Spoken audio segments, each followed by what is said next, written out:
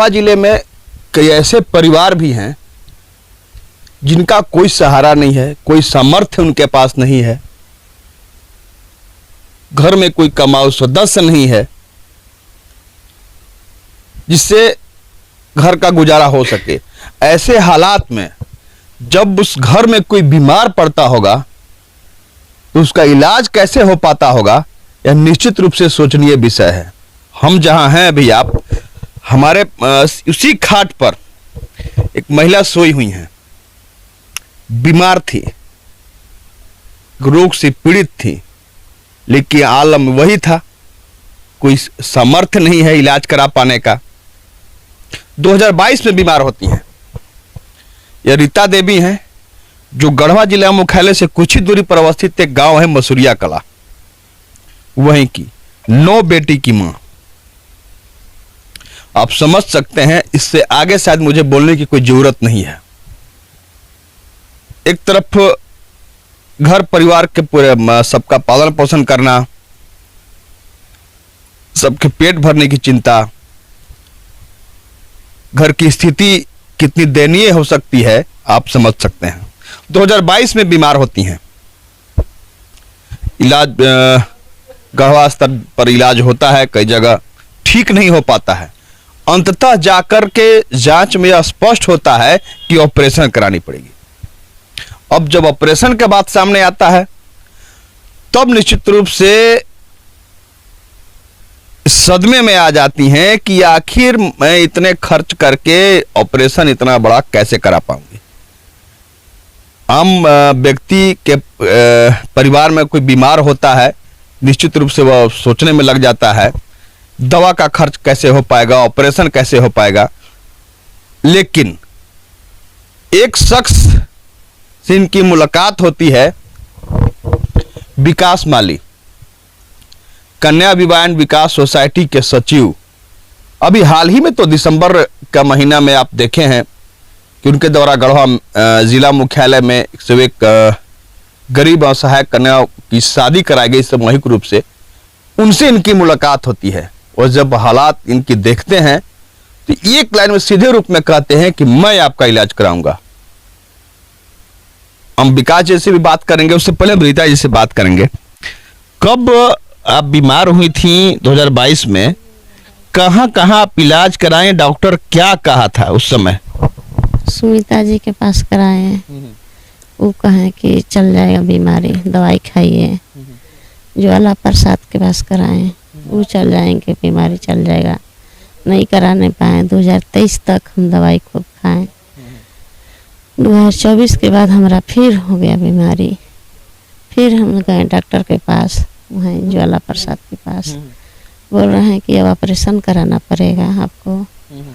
हम कहे कि हम सक्षम नहीं हैं, कहाँ से कराने पाएंगे। कहें कि 30,000 रुपया आपसे हम लेंगे तब हम ऑपरेशन करेंगे। हम कहेंगे सर हमारे पास है नहीं। यहाँ तो 3 रुपया जुटा पाना मुश्किल है। 30,000 जब आप सुने होंगे, एक तरफ बीमार जो आपके पास मर्ज था उसका दर्द, और एक 30,000 जुटाने का दर्द कहाँ से लाते सर, हम नहीं कराने पाए। सर एगो आए हमारे वो ले गए दवाई कराने खातिर, बोले कि चलिए हम आपको सहारा हम हो जाएंगे, आपका दवाई सुई हम सब कराएंगे, इलाज भी कराएंगे, हमारे साथ जल्दी चलिए। एक दिन के बाद में तुरंत हमरा ले गए, सोमवार के मंगर के तुरंत हमरा ऑपरेशन करा दिए ले जाके। सर ये सर हमरा बात है, हम आपका का सर सहारा तो बने। हाँ सहारा विकास सर माली बने हैं, हमारे बेटे के रूप में आप आन के करें सारा काम। अभी उनके साथ नहीं रहते तो हम मर जाते हैं। कि हमारा इलाज कराता, हमारा पति बाहरी में है, घर पर तो है नहीं, 2 रुपया कमाने वाले हैं। इतना सारा परिवार के सब चीज़ देखना, शादी ब्याह, खाना पीना कैसे करें सर, हम सक्षम नहीं हुए तब सर लेके गए। आपने सुना रीता देवी की जुबानी कि कैसे इलाज कराने पहुंची थी डॉक्टर पास बीमार होने के बाद। डॉक्टर द्वारा पहले तो दवा दी गई, उससे बीमारी ठीक नहीं हुई। ऑपरेशन की बात आई, 30,000 कहा गया डॉक्टर द्वारा। तो जहां 3 रुपया जुटा पाना मुश्किल है इतने बड़े परिवार में, तो 30,000 कहां से हो पाता। लेकिन हुआ। कहते हैं ना कि किसी न किसी असहाय का कोई न कोई सहारा निश्चित रूप से बनता है। विकास माली से इनकी मुलाकात होती है और उनके द्वारा इन्हें ले जाया जाता है। कैसे इलाज संभव हुआ, उनके द्वारा कैसे इलाज कराया गया, हम सीधे विकास जी से जुड़ेंगे। विकास जी, हम विकास जी से बात करेंगे। उससे पहले रीता देवी की बेटी हमारे साथ है। कैसे मुलाकात होती है, हम बात करेंगे तुमसे। कैसे विकास जी से मुलाकात हुई और कैसे बात हुई? जब माँ बीमार थी तो कितना कष्ट में रहती थी माँ? उनका पेट में हमेशा दर्द होता था और वो चलने नहीं पाती थी और मतलब हमेशा रोती रहती थी, बोलती रहती थी कि मेरा इलाज के लिए डॉक्टर उनको बोल रहा था कि ऑपरेशन में ले जाने से पहले उनसे हम कैश लेंगे 20,000, उसके बाद ऑपरेशन में ले जाएंगे। फिर हमारे पास उतना पैसा नहीं रहने के कारण विकास सर से बात किए कि सर मम्मी के ऐसा प्रॉब्लम हो रहा है। तो फिर मुझे ये ले गए गया में, फिर मम्मी का अल्ट्रासाउंड कराया। वहाँ पे मतलब जो बीमारी था वो 3 तरह का निकला, एक अपेंडिक्स था, एक बसदानी था। और फिर वहाँ से फिर हम लोग को ले गए वहाँ से तुरंत अस्पताल में, फिर तुरंत ऑपरेशन थिएटर में गया, फिर तुरंत ऑपरेशन हुआ। फिर वहाँ पे ले जाने के बाद हम लोग को हर एक चीज़ तरह से व्यवस्था हम लोग को सब कुछ मिला। हम लोग ऐसा कुछ लेके नहीं गए थे, न खाने का लेके गए थे न रहने का। वहाँ पे हम लोग का खुद का एक अच्छा सा रूम दिला है और हर एक तरह का मतलब सब कुछ ठीक रहा। और खाने पीने का और मम्मी का जो भी था, हर एक गर्म पानी जिससे होता है खाना पीना, सब इसने दिलाया हम लोग को। ऑपरेशन सफल हुआ और हम विकास सर को बहुत बहुत थैंक यू बोलना चाहती हूँ, क्योंकि हमारी मम्मी को भी बचाया है। और नहीं अगर होता 2-3 दिन में तो मुझे मतलब उम्मीद नहीं था कि मेरी मम्मी मतलब जिंदा रह सकती थी, क्योंकि बहुत ज़्यादा हो चुका था बीमारी का। Yes, thank you. निश्चित रूप से सही बात है। अगर इलाज नहीं हो पाता, जिस स्थिति में इनकी बीमारी जिस स्टेज पर बढ़ चुका था, इलाज अगर जल्द नहीं हो पाता तो शायद जीवन बचा पाना संभव हो पाता। हमारे साथ विकास जी हैं। विकास जी, कैसे आपकी मुलाकात होती है इनसे और आपने क्या महसूस किया, कितना जरूरी था इनका जल्द से इलाज करा? नहीं, जिस तरह से इनकी लड़की, जो बड़ी लड़की थी, पहले हमारे यहाँ जॉब करती थी। उसके बाद उनकी जब शादी हो गई तो शादी के बाद से वो अपने ससुराल में रहने लगी, लेकिन एक रिलेशन बना हुआ था, जान पहचान था। उसी वजह में इन लोगों ने ऑपरेशन के लिए उनकी मम्मी के बारे में बताई हमसे कि मम्मी मेरी बहुत तबीयत खराब है मम्मी का, और जो है से कि पैसा वगैरह बहुत ज़्यादा लग रहा है ऑपरेशन में। तो हम पूछे कितना पैसा लग रहा है? हमको लगा कुछ पैसे की मदद होगी तो हम पैसे की मदद कर देंगे, लेकिन बोला गया कि नहीं, कम से कम 30,000 40,000 केवल ऑपरेशन का मांगा जा रहा है, फिर हॉस्पिटल चार्ज, बेड चार्ज, बहुत तरह का। तो हमको लगा 50-60 हज़ार लोग पार कर देंगे कोई भी हॉस्पिटल में जाएंगे। तो मेरा दोस्त का हॉस्पिटल है गया में, और जितना भी ऑपरेशन अभी तक तो हम कम से कम 15-20 ऑपरेशन इसी तरह का सफल कराए हैं। तो वही फिर हम लोग ले जा करके और अपने से स्वयं, मेरा दोस्त जो डॉक्टर है, डॉक्टर लोहा पाठक, उनके द्वारा, और हमारे वहाँ के जो सर्जन हैं राजीव भदानी सर, बाकी लोग भी थे मित्र लोग, सारे लोग आकर के उनका ऑपरेशन सफल हुआ। और ऑपरेशन कराने के बाद हॉस्पिटल को अपने घर की तरह हम लोगों ने रख करके ट्रीटमेंट कराया, ताकि एक तरह से घर का फैमिली ही है। और प्लस में जिस हॉस्पिटल में हमने इनका इलाज कराया वो भी हमारा हॉस्पिटल घर ही है, तो इसीलिए इनको ले जा करके और ऑपरेशन कराया। बीमारी से जो भी इनका बीमारी था वो सभी को ऑपरेशन करके हम लोगों ने निकाल करके सफल करा दिया। वही आज देखने आए थे कि मतलब कैसा है ऑपरेशन में, कोई दिक्कत परेशानी तो नहीं है।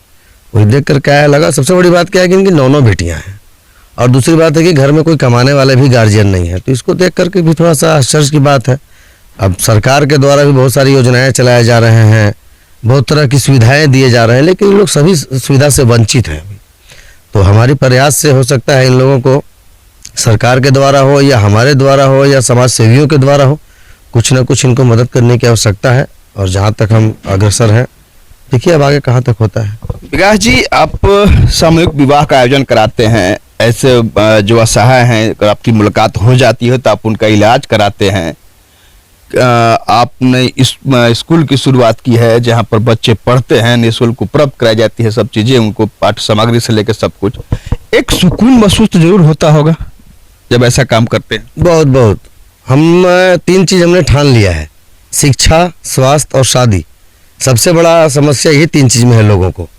हर लोग हर कुछ देते हैं, करते हैं, लेकिन हम लोगों ने जो प्रयास शुरुआत किया है तो पहले तो शुरुआत हम लोग सबको बेटी को बोझ समझते थे, तो कि भाई बेटी ने जन्म दे देना है तो विवाह कहाँ से करेंगे। तो चलो उसका भी बेड़ा हमने उठा लिया कि जो भी अपनी बेटी की विवाह नहीं कर पाते हैं वो आप हमारे पास संपर्क करें और पूरा विवाह की समस्या आप मुझे दे दें, मैं ले लूँगा। उसी तरह से शिक्षा में होने लगा।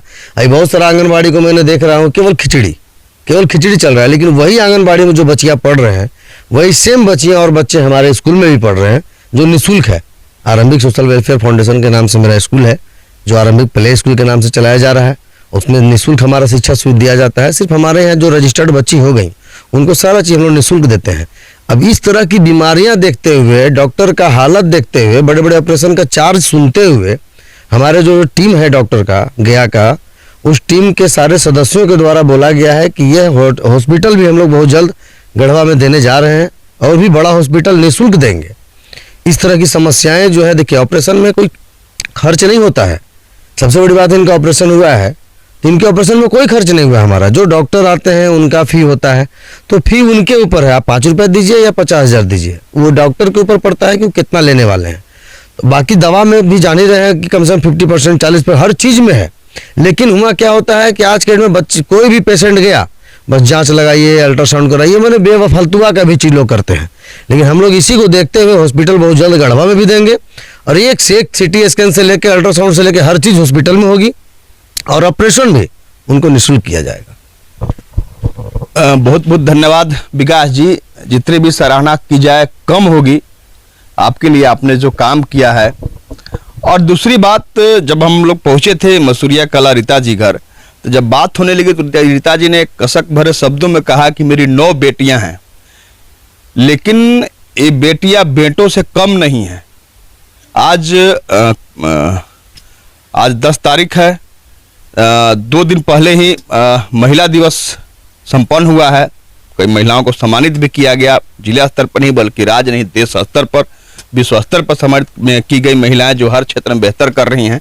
आज बेटियां बेटों से कहीं बेहतर कर रही हैं। मैं दूसरे का उदाहरण नहीं, मैं खुद का उदाहरण देता हूं आपको कि मेरा खुद का ऑपरेशन बाकी है। कई बार पिताजी द्वारा कहा जा रहा है मेरा खुद का ऑपरेशन कराने के लिए, लेकिन मैं लापरवाही बरत रहा हूं। अगर मेरे जगह पर कोई बेटी होती तो अब तक सब कुछ हो गया होता, क्योंकि बेटियां हर क्षेत्र में अग्रसर हो रही हैं, हर क्षेत्र में सफलता हासिल कर रही हैं। तो रीता जी को यह कसक महसूस करने की जरूरत नहीं है, क्योंकि आज बेटों की जगह इनकी बेटियां ही बेटे के समान काम की हैं। तो निश्चित रूप से, और एक बार फिर हम रीता जी के जल्द स्वास्थ्य लाभ की शुभकामना देंगे और साथ ही विकास जी की एक बार फिर से सराहना करना चाहेंगे, क्योंकि जब भी गढ़वा किसी अपने उसी सिलसिले में आते हैं तो कुछ न कुछ नया लेकर आते हैं। तो आपने आज इनकी बातचीत से भी सुना कि बहुत जल्द इसी गढ़वा में एक अस्पताल की शुरुआत करेंगे जहां पर गरीबों का निःशुल्क इलाज होगा, जिस तरह इन्होंने निःशुल्क शादियां कराई। तो सबको इंतजार होगा, उन गरीबों को इंतजार होगा जो छोटे से इलाज के लिए भी राह ताकते हैं। धन्यवाद।